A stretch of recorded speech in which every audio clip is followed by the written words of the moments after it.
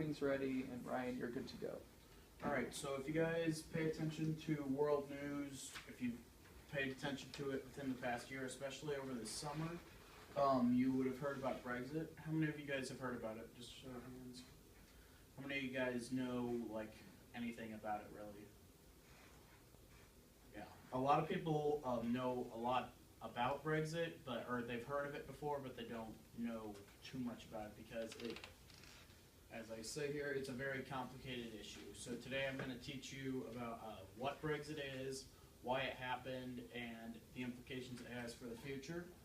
And keep in mind, I'm only scratching the surface because, like I said, it's a very deep issue. So according to multiple sources, the BBC, The Guardian, New York Times, my personal knowledge, just what it is a referendum in the UK to decide whether it was going to stay in the European Union or to leave the European Union. And just what a referendum is basically they send around a ballot and you check yes or you check no as to what you want. It's just like an election, it's instead of voting for a person, you vote for a thing, basically, and that's also just from my personal knowledge. And according to Alicia Jane from the Economic Times, which is actually a newspaper out of India, and my personal knowledge and other sources, the UK voted to leave the EU on I think it was June 26th of this summer.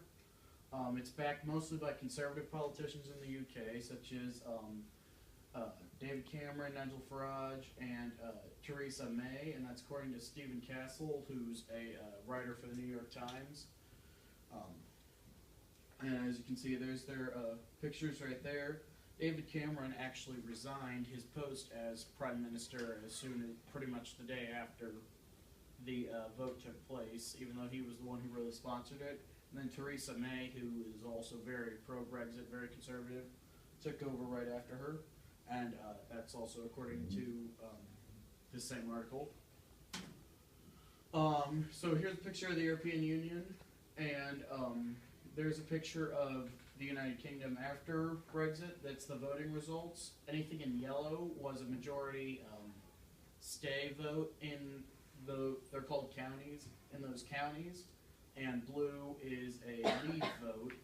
And as you can see, since England and Wales are more popular, their votes had more strength, and the leave vote ended up getting passed. Motives behind Brexit. According to Alicia Jane, they're immediately after the EU or the Brexit vote came down.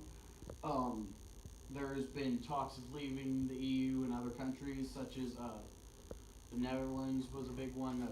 A minister there who was a very conservative minister, called for a referendum, and that's according to Jacob Wallace-Simons from, I believe, it was the Independent, and also a potential breakup of the UK itself. I don't know if you guys remember, but back in 2014 there was a referendum where Scotland decided whether or not to leave the United Kingdom, and they decided to stay. There's been potential talks of that happening again, but politicians in Scotland have assured that they're not currently considering that, and that's according to the IMF and Joe Merkins, who's a lawyer in Britain. And then there was a huge devaluation of the pound sterling immediately after the vote, which is actually the largest since 1967, and that big of a drop has only happened 4 times since 1900, and that's according to Alan Naif. And there's a possible and the UK also faces a possible recession, and that's according to James Whaler and Alan Hunt, who are both journalists for the BBC. And according to that same source, there's still a formal very formal, very lengthy process. It's called Article 50 to leave the European Union, and it takes about 2 years. Theresa May, who is the current Prime Minister, has stated she wants to initiate Article 50 um, in the spring. And so now that I told you about what the Brexit is, why it happened, and the implications it has, hopefully you guys will have a broader understanding of it, and hopefully it will be a lot less complicated.